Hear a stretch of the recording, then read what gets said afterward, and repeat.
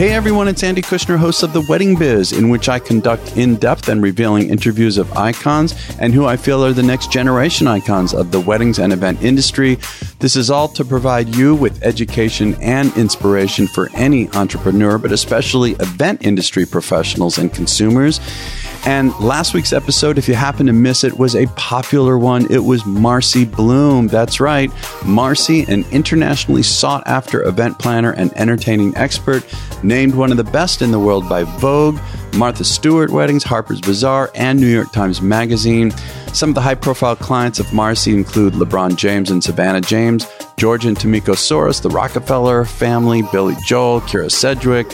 She has been in countless publications, also several popular television shows, including Oprah, Live with Regis and Kelly, and The Rachel Ray Show. So definitely check out last week's episode with Marcy and The Next Level, which had Lynn Easton on it, talking with me about Marcy's interview. So this week, so excited to announce it is Carrie GOLDBERG. Carrie GOLDBERG is the digital travel and weddings editor at Harpers Bazaar, where she oversees all things bridal, weddings, and travel for Bazaar.com. She is in charge of content, strategy, and visuals for Bazaar's digital travel and wedding verticals, and editor of their new membership subscription program called Bazaar Bride. After amazing internships with a fashion PR company, then with Regis and Kelly at ABC, then for Kelly's stylist, and then fashion editor at Martha Stewart Weddings, she then joined Harpers Bazaar, which had not really focused on weddings until Carrie got there. And so she has since created quite a brand voice and published dozens of original fashion and decor content for the site. So enjoy my conversation with Carrie GOLDBERG. Carrie, it is so good to have you on the show. Thank you. Yeah, thanks for having me. Yeah, and it's fun to be here at the office in New York City, the Big Apple.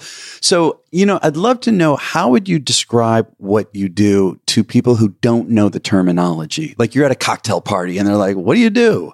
I actually struggle with that all of the time because I even have friends that after months of knowing me are like, I actually have no idea what you do. They still don't know. But essentially what I say is I am in charge of the content, the strategy, and the visuals for Bazaar's digital travel and weddings verticals. Yeah.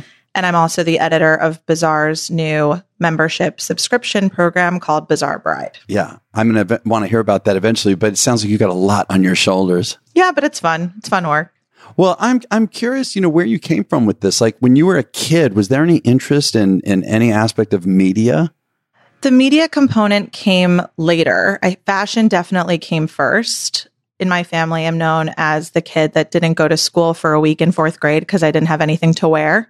Are you kidding? How did they let you get away with that? My mom was an educator, and so I didn't get away with it. I was punished for a month after because that. You had nothing to wear. I just didn't feel like there was anything in my wardrobe that people hadn't seen. I wanted to give people a breather Carrie, and crazy. And redo the options and start from scratch. Fashion was definitely a huge, just something I dreamed about. I grew up in Manhattan.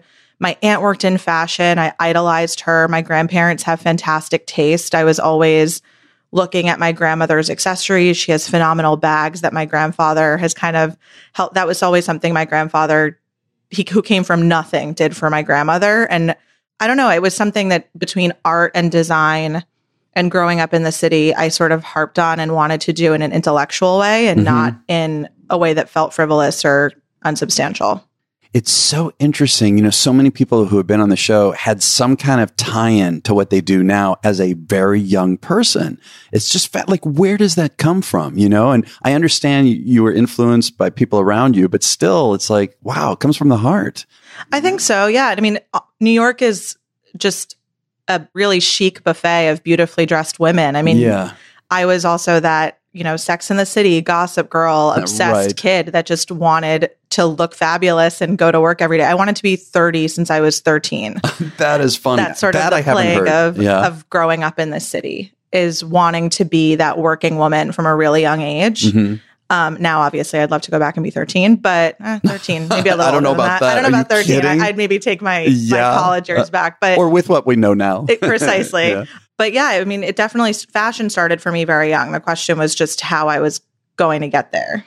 So what did you do? How did it manifest as you got older, like in high school? So in high school, I actually had to do an internship program to graduate. Yeah. So I kind of fell in love with the idea of being a fashion publicist. I really wanted to be that woman with a clipboard that told you couldn't get into the fashion show. And fashion PR was something that I thought would really suit me. I was really great with words. I had a great way with people. I loved talking to people that were much older than me. I didn't really get that nervous. If I did, I didn't let it show. And so I got an internship at a fashion PR firm. Mm-hmm. I kept it through college and moved actually to a different agency with the same two women that I started interning with when I was 16. Yeah. And I stayed working in fashion PR until my senior year in high school, when I started in college, when I felt like I needed to just do something else. So I went to an open call at ABC Studios for an internship at any part of ABC. Yeah. I ended up getting a call back for a digital internship with Live with Regis and Kelly. Jeez. And my only job was editing this fashion video for the website called Kelly's Fashion Finder. Yeah.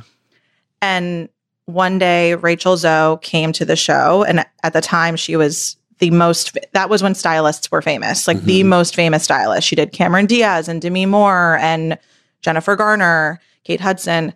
And we were interviewing her, and someone on her team stopped me in the hallway that she wanted to see someone to ask some questions about what she should wear, that she didn't want to be wear the same color as the backdrop, that she wanted to make sure that she looked great next to Kelly.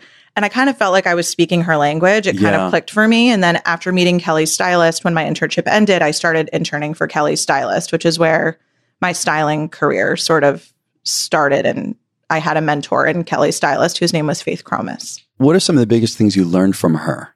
How to adapt to how women feel versus how they look, no matter whether I think they look amazing, kind of reading their body language. If a woman is looking in a mirror and is grazing her hips with her hands, you know that she thinks her hips look big in that dress. Yeah. If a woman is kind of turning to the side and looking at herself from every angle, you know she feels amazing. You don't have to ask. Little things like that. Also, just having a plan A, plan B, plan C. Going to the Oscars is no small feat, and working with her on that it's akin to working on a wedding. I can't imagine that. I mean, what an education that must have been. Totally. And it just gave me an education in evening gowns and evening wear, which was, so when I started to foray into editorial, and I was interviewing everywhere at the time, and she was super supportive of that, that kind of was what led me into weddings, just because I had that background in evening wear and, dressing for the most fabulous day of your life, which until I got into weddings was red carpet. Interesting. So what did you think about weddings at the very beginning? I honestly didn't really know what to think. I remember when I went from working for Faith to being the fashion editor at Martha Stewart Weddings. And I remember having my final interview with Darcy Miller and her asking me if I knew a wide variety of designers, half of which I knew and half of which I said I knew. And then I immediately got out of that interview and Googled every single one I could think of. Yeah. But yeah, I mean, I actually didn't really know what to think, but I really have come to love the fact that it's a combination of everything that I love. It's, design, it's art, it's a lot of times architecture, it's fashion, it's beauty, it's accessories, it's hotels, it's travel. I mean, anything that you could think of, weddings kind of encompasses, food. But what are some of the differences between doing all of this for weddings versus not weddings? Honestly, there's very little difference. And I think that's kind of the thing that I've been struggling to drive home at Bazaar. Good taste is good taste. Yeah. And just because something is for a wedding doesn't mean that it needs to be specifically one thing. It doesn't mean that it needs to be any more traditional than you naturally are as a person. All of this notion of things of what we're supposed to do is something that only exists in weddings. Nobody says when they're getting dressed for a night out, oh, well, will anyone care if I wear something that's slightly above the floor? If you look fabulous, no, nobody cares. It's just this notion that weddings are so insular is something that I've been trying to break out of for quite a while. What about how things are changing with weddings? People are right. There's much more variety, open to anything. The tradition to some degree has gone out the window, right? People just want to really be unique, be themselves.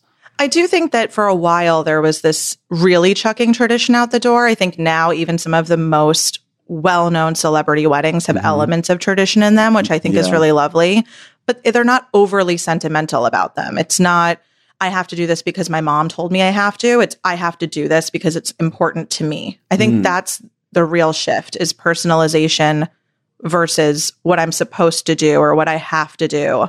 And also, I think the age of the bride and groom is getting older. It's getting older, yeah. Women in their 30s feel that they've, established a life for themselves that they want to celebrate when they get married. And it's not so much anymore about their parents throwing them a party.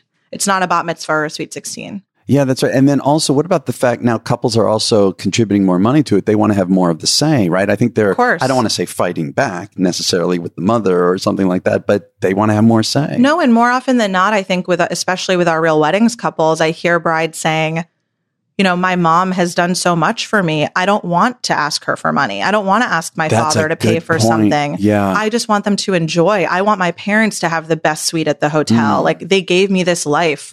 And while I celebrate it, I want to celebrate them as well. Well, and it's so empowering too, isn't it? Self-empowering to do that. Oh, for sure. I mean, I could only imagine what it would feel like to give my parents the most epic vacation the weekend of my wedding. I mean, what a great gift and what a great way to say thank you.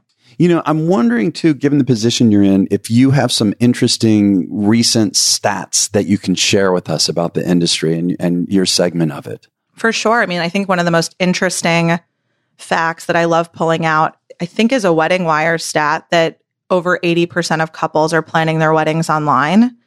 And about half of that is doing it on their mobile phone. Yeah, I know. Boy, that's interesting to me. Me too. It's my favorite stat because it kind of is the reason why we decided to create Bazaar Bride as a mobile-friendly platform. Yeah, tell me more about that. So when I first started at Bazaar, we had this task of getting a wedding reader base that we could really connect with, really speak to, and kind of graduate them from reading our fashion content and reading our celebrity news to looking to us for their wedding fashion, beauty, and then, of course, their wedding planning. We noticed that we have a really sticky 30% of our reader base that was coming back to us over 4 times a month.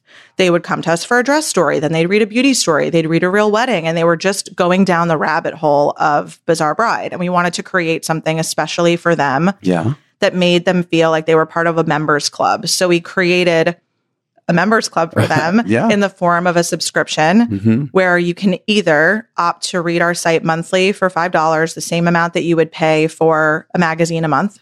Or you can pay $90 a year and get 3 months of custom content. So 12, what we call editions. And they really look like mini magazines. They come to your inbox once a week for 12 weeks. Wow. And they're paginated based on the planning of a wedding. So the engagement edition, the planning edition, which obviously helps you pick your vendors, through the dress edition, accessories, beauty, details, decor, so all the way to your honeymoon. And each edition has a masterclass with an industry expert, many of them who you've interviewed, like Lynn Easton and Jose Villa and Christian Oth. And then there's also a deal in every edition. So at the very end of each edition, you get a discount that you won't find anywhere else. So whether that's $150 at Vera Wang, or 15% off Monique Lhuilier's shoes, or 15% off of a pair of earrings from Danielle Frankel, or a dress from Happy Isles. So we're really just trying to give our readers all the tools that they need to get inspired, but also be very clear that we don't replace the planner, because to us, the best weddings are planned in tandem and in collaboration with a planner. Yeah, but what a fun resource for them to be able to have that. Oh yeah, that's the goal. I mean, my favorite thing is when planners say to me, best news, I just booked the most amazing client because of Bazaar Bride. Wow. That's the best feeling after launching this, for sure. Are there any other stats or facts that surprise you? I actually was surprised that more women weren't using their phones to plan their weddings. I think to me, we're so focused on being mobile friendly and being social friendly.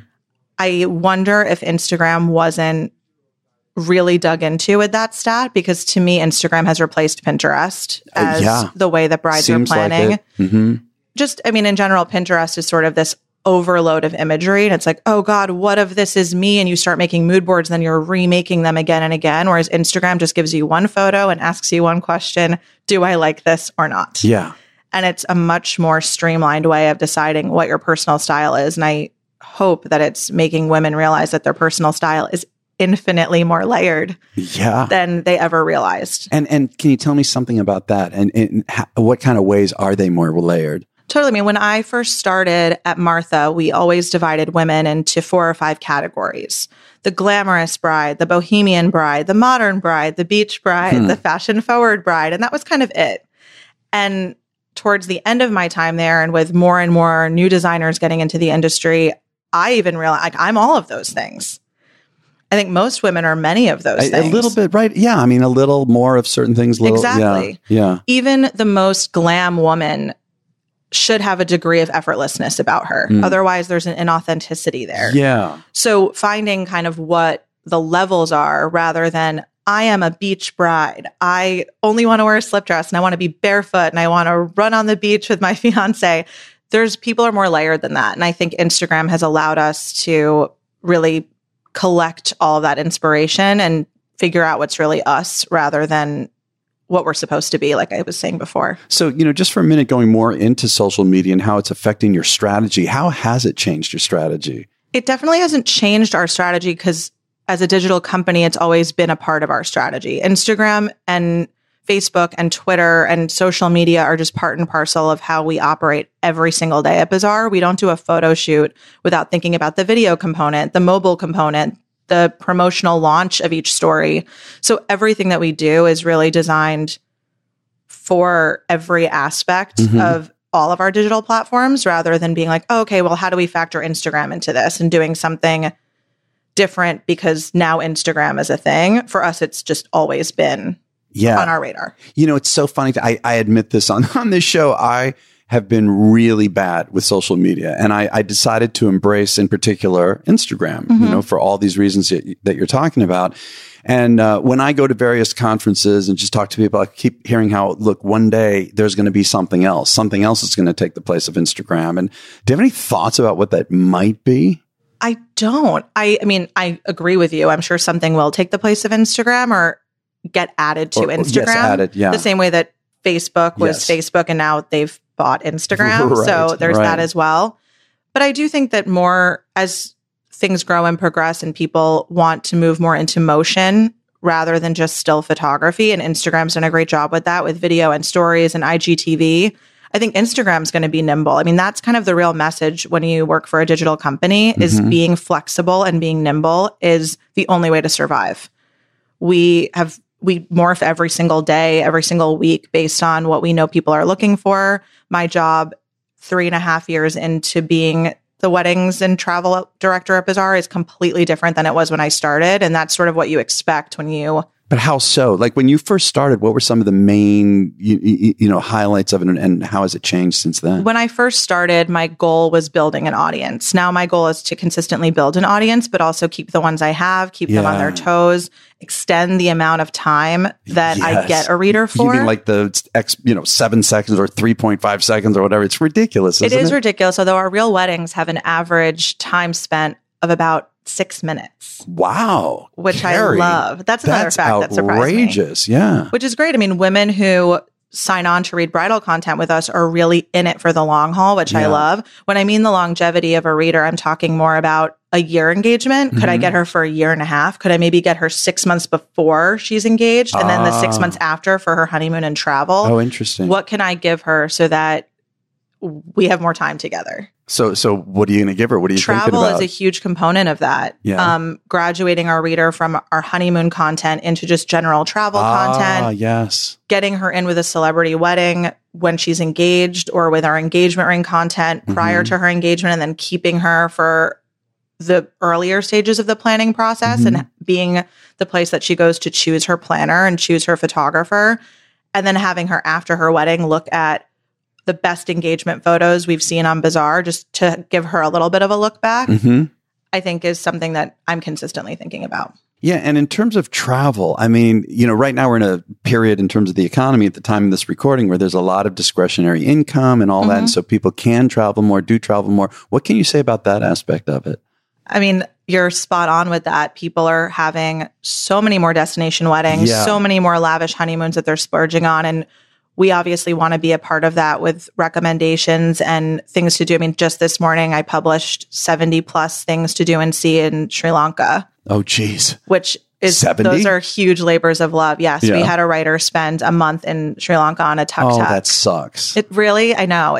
What a tough well, but time. they have work to do too. Exactly. No, it just being there for our readers to help them navigate a city rather than just being like, stay in this hotel. It's like, what else can we give them? When you're at that hotel, what do you order at the restaurant? It's the experiential aspect of it. Totally. And that's also something that I feel really passionately about, is sort of that redefining of what luxury is and what the luxury market is. I think it is so necessary, and weddings is starving for that redefinition of luxury right now, which I hope Bazaar is helping to do and helping contribute to. I mean, luxury no longer means, it's not a synonym for expensive anymore. So what does it mean to you here at Harpers?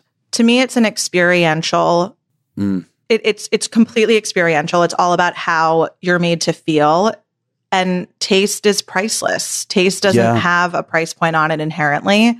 It's this assumption that when things are gilded and crystal covered, they're luxury. But in reality, there's this whole new world of barefoot luxury that we should be paying attention to. There's a reason why right now Amman is the hotel group to stay in.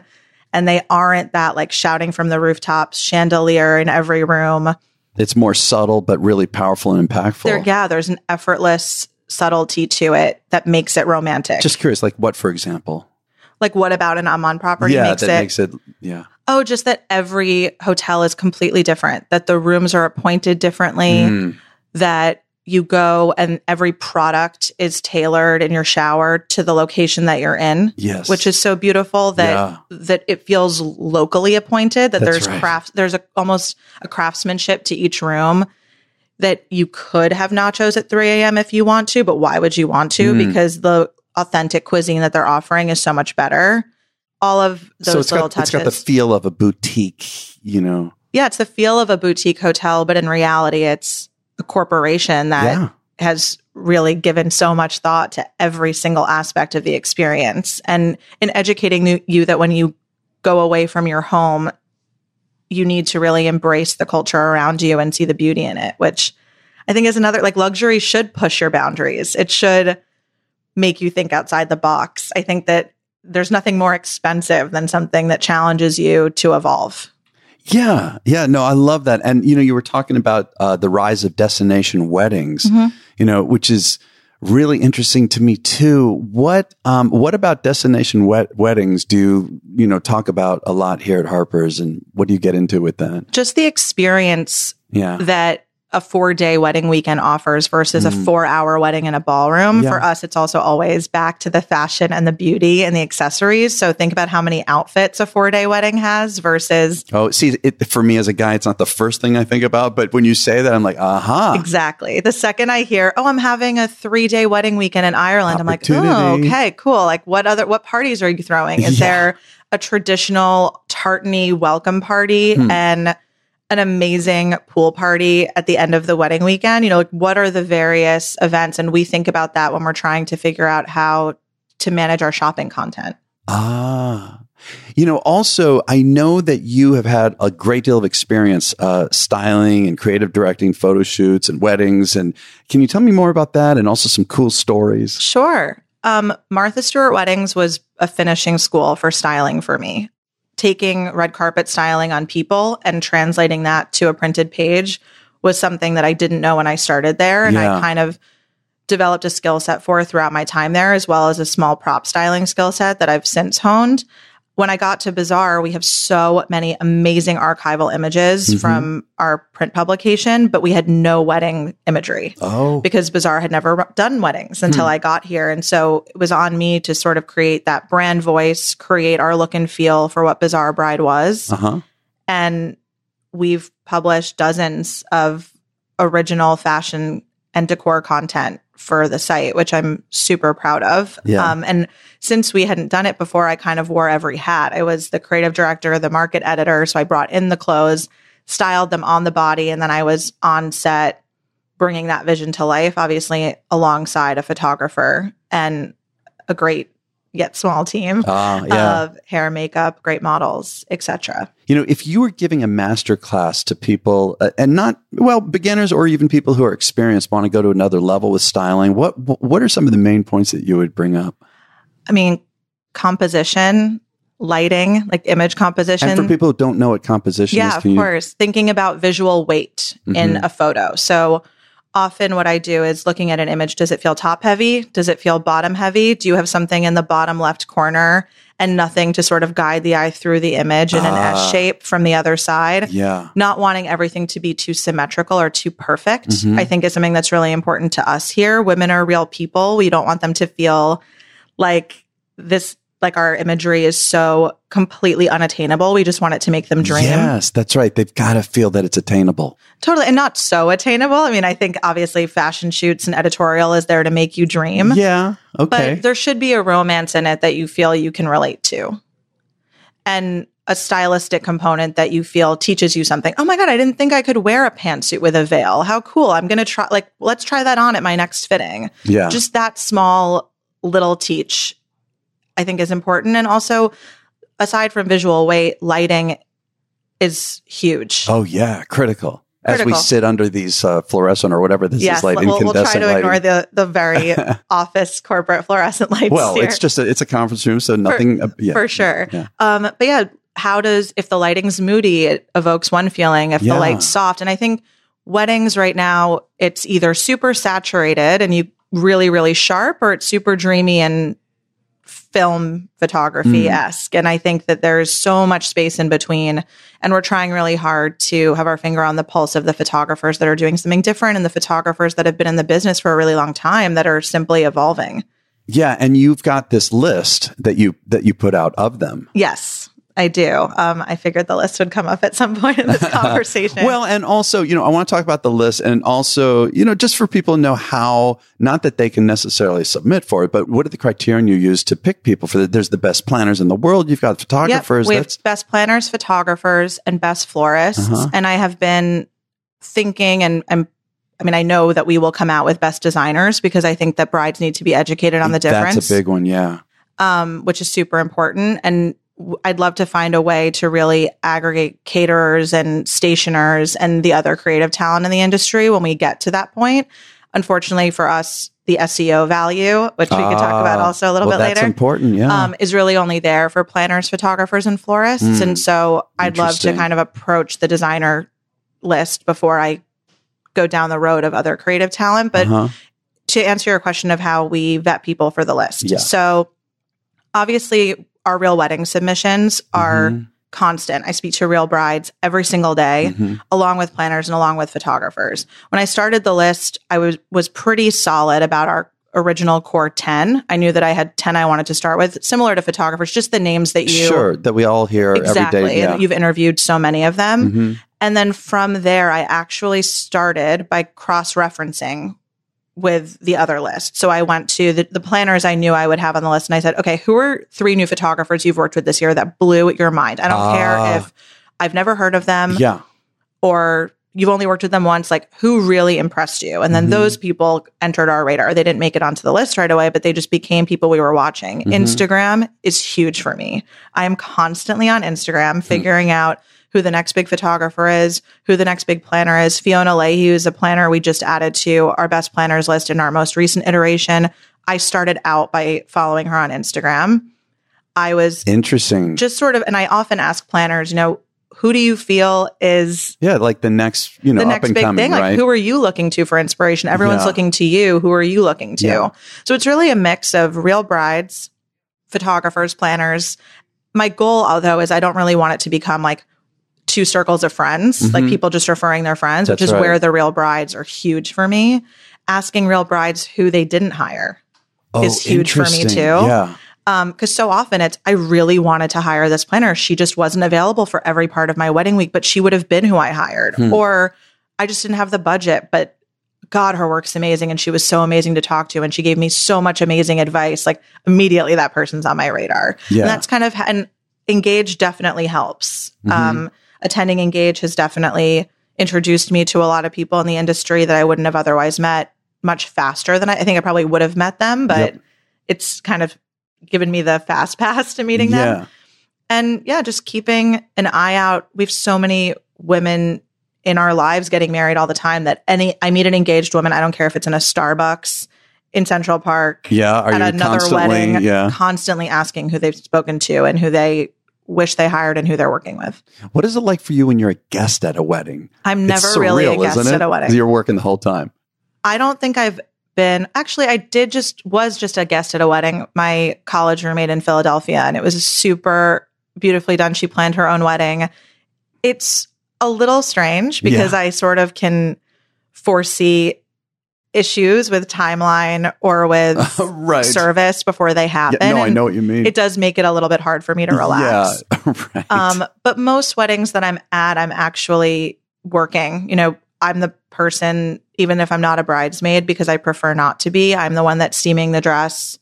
I'm the one that's styling the stationery. I'm the one that's working with the photographer during family formals to make sure things look right, just because I feel like that's the gift I can give to any of my friends that get married, is to relieve them of that stress. Yeah, no, I think that's wonderful. And, you know, I want to go back for a moment.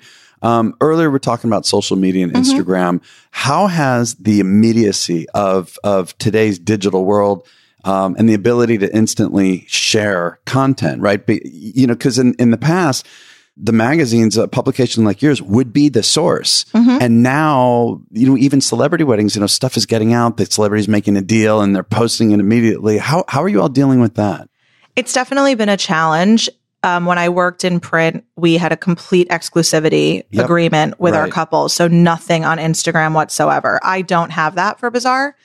I don't think it's realistic. If I ask them not to post, they're just going to post more. And they're entitled to. It's their wedding weekend. They should be able to put it out there and to celebrate it. I find a lot of my real weddings on Instagram. So now I'm actually infinitely happier that people are posting. If it's a wedding that I know that we're going to run, I just ask the couple to save a little bit for when we come out, just because we do have a bit of a lead time up until we run. And that can be anywhere from a few months to a year if the wedding doesn't feel seasonally appropriate for where we are right now. But I think that Instagram, if anything, has only helped us, because I really don't believe that the Venn diagram of the people reading the wedding on site is the same demographic as those that are seeing it on Instagram. What are the two demographics? I just think that there are different groups of people. I don't think that people it's just not necessarily the same. Right. I don't think that people consume the same piece of content 3 times. So for those who get it on Instagram, they might click through. But I don't think that someone that's read it on site is going to feel that it's less special once they see more of it on Instagram. If anything, they're just going to feel like, wow, this wedding really went viral. This wedding's really everywhere, which is what we want all of our weddings to be. Well, and how, in terms of people submitting the real weddings, whether it's a planner for a client or the couple themselves, what's the best way that you suggest that they go about doing this to get noticed? Just email you. You want to give out your email? Yeah, I will give it out. It's cgoldberg@hearst.com. HEARST. And we'll put that in the show notes too. But can you tell me some of the elements of it that really grab your attention? Because you're seeing tons and tons and tons and tons. What grabs your attention? Totally. Fashion first. Always. A great gown and great styling. Bad hair and bad makeup is the reason that I say no to about 80% of our weddings. Wow. And I say this at Engage I'm glad all you're the being time. Real here, yeah. When the hair is too overdone, when the makeup is too overdone, when she doesn't look like herself, that's an immediate no for us. It's not relatable. A lot of the time it's things we've seen. If we feel like a detail has been recycled over and over and over again, I tend not to want to run it. Right now, what's grabbing my attention, aside from fashion and just a real dreamscape, like an epic wedding, is diversity in every way, shape, and form. That's really important now, isn't it? It should have been important forever. Yeah, you would think. And it's something that it's no longer okay to say that we don't see color. That's not enough. We really need to be intentional with it. So wanting to run weddings with a Chinese tea ceremony or an Indian wedding or just a wide array of couples. LGBTQ. Oh my God, of course. I mean, we ran our first same-sex wedding within our first batch of weddings when we started Bazaar Bride, and it actually was Matthew Robbins and Louise Sotoya's wedding. Oh, come on, no kidding. Yeah, which Matthew was on the show. What a nice guy. I adore them. Yeah. And so yes to all of those things. We diversity in every way. Obviously, I would never say no to a celebrity wedding if it was the right wedding for us, but fashion and style for us obviously is paramount, along with a good story. And where do you feel all this is going? I mean, the industry, we all know that the enormous constant change, right? I mean, the cliche, the one constant is that there will be change, but it seems that change is just exponential now everywhere, not just technology, but everywhere. And the demographics of the readers, changing. It's a whole different generation, and right, it's affecting all of us in the business. Totally. I think I will say I have started to chuckle when people in the industry still talk about millennials. We're like in our mid 30s now. Like we've been around, right. Now we just have spending power that people are more open to paying attention to. Mm-hmm. And I think our industry is a little too focused on Gen Z right now, given that their parents are the ones spending the money. Mm. But I think that until our industry can wrap their minds around millennials, there's no hope in even focusing on Gen Z. I think that millennials have gotten a bad rap for being entitled and spoiled. And that's right. That word entitled is the big one. Constant. Yeah. And in reality, I think they just want to be acknowledged for their own personal style, which I think for so long, it was assumed that they weren't the ones making calling the shots. Yeah. But to your point about where it's all going, I think that the industry is I think that we're not used to change in this industry. We're an industry about tradition. And this really fast-paced change has freaked a lot of people out. And I think in digital, we're taught immediately that you have to adapt. Embrace it. Yes. Lean into it. I mean, to me, it's a perception. It's a perspective that you've got to have an attitude about it instead of battling it and being hesitant, right? You just got to embrace it. For sure. And I also think giving yourself a minute to really hear what the client wants versus what you think they want. I hear a lot of people being like, oh, virtual reality is the next big thing at events. Like, I don't necessarily know that a millennial is going to react to that as much as they're going to react to like just a beautifully done experience with fantastic food and fantastic music that feels like they were entertaining at home. Yeah. It's kind of just going back to basics. I was going to say how ironic it is that in some senses we're coming back to more traditional stuff. Yeah, which I love. Yeah. I mean, it's really all about how people want to live well in their lives and translating that to the event rather than it being the ultimate day of your life. I think I had a bride recently say to me, and I completely agree, there's so much pressure around my wedding dress. It's supposed to be the most beautiful I've ever felt. She's like, I don't think that that's going to happen. And I'm kind of okay with it. I just want to feel beautiful. And I completely agree with her. The fact that you're only allowed to feel the most beautiful you've ever felt once in your life, like how depressing. Right. And so, I don't know, I think that just the attitude about weddings and putting them on the pedestal that they were once on is changing in favor for let's celebrate our life. Let's celebrate our life together. Let's celebrate our families. Let's host in a way that we would want to host if we turned up the volume on our day to day. Yeah. Also, I mean, before we get to wrapping up, I'd also love to know, you've been speaking a lot, and particularly at Engage and in the main room. And what are some of the topics that you're talking about there? So at Bahamar, I spoke about this notion of redefining luxury and how we need to stop assuming, that it's a synonym for expensive. Yes. And just all the ways that we're seeing it morph from that barefoot luxury we spoke about to that experiential luxury. I've also spoken about ridding the industry of styled shoots in favor of getting that work on real weddings. How come? Just because I think that it's created this content machine that's only served to fuel Pinterest.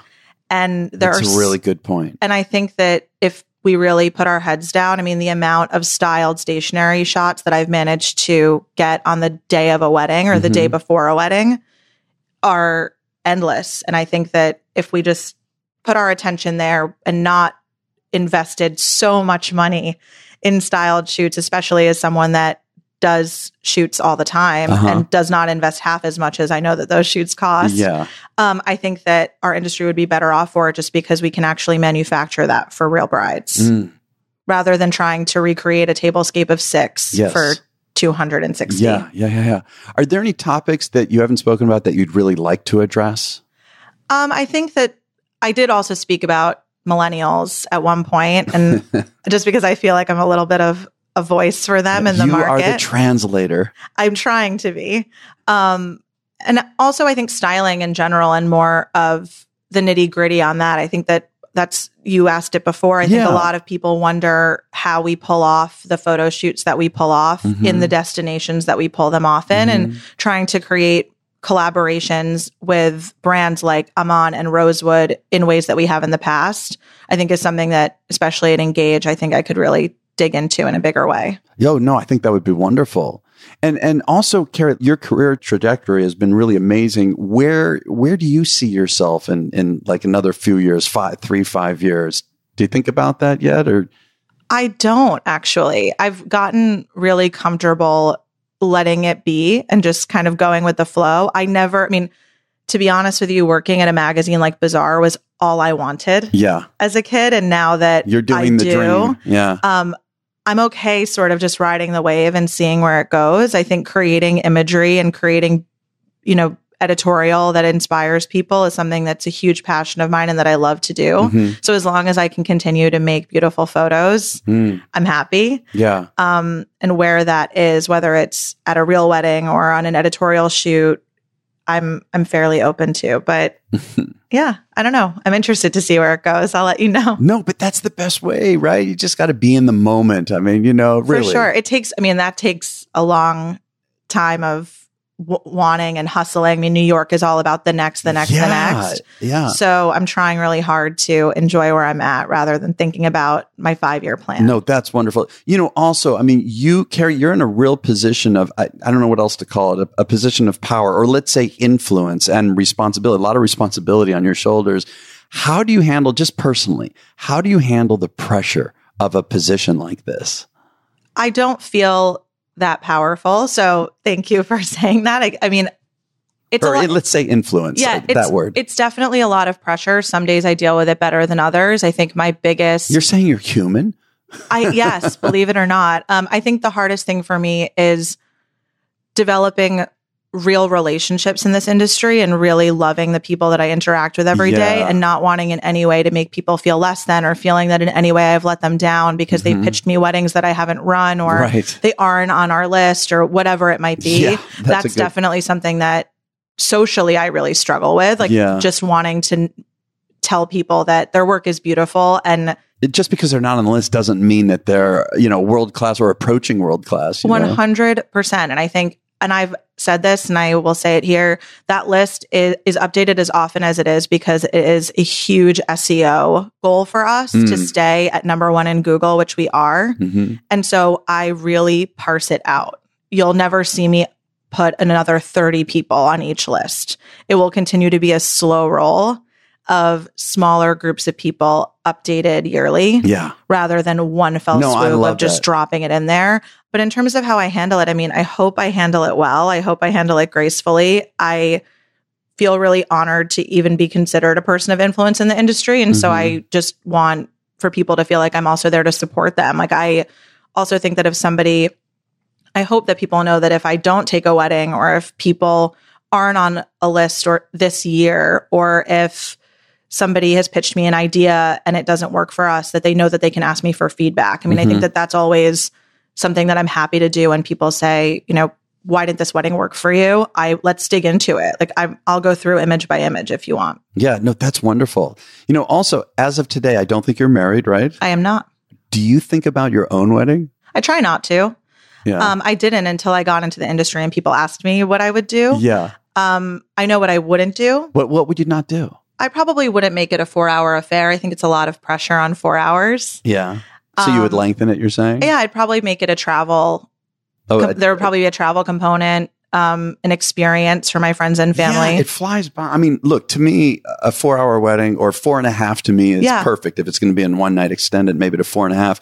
There are so many, as you know, techniques and ways to make it feel longer and feel like a really fulfilling experience. But the opportunity to stretch it out over a weekend, there's something to that. Totally. And I love that there's an intimacy there with all of the guests, that by the end of the weekend, the guests kind of feel like they're a larger family. Part of a shared experience. Well, gosh, this has been great, Carrie. I really appreciate you being on the show. You have so much to share. I mean, we're going to have to sit down again, like a year from now or something. I want to keep up with you and what's going on here. Sounds fun. Let's do it. Yeah. Well, so thank you. Yeah, of course. Thanks so much. Thank you for listening to my conversation with Carrie Goldberg. Be sure to check out the site, harpersbazaar.com/wedding. And the social media handle is in show notes. Be sure to check those out. You can also find out more about Carrie there. And don't forget to share and review this because it really helps people find us in the industry. And don't forget to listen to our follow-on segment every Wednesday called The Next Level, in which I have a guest co-host, and together we tease out some of the highlights of the interview of the week to help break them down and deliver specific tactics and tips for you to raise your own business to the next level. And this week's guest is none other than Valerie Gernhauser of Sapphire Events, who appeared on the show September 18 of 2017. I was lucky enough to be in New Orleans to interview Valerie, so be sure to check out The Next Level.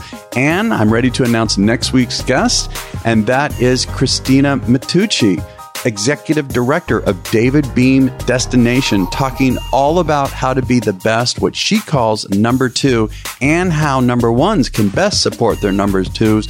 This is a really great interview.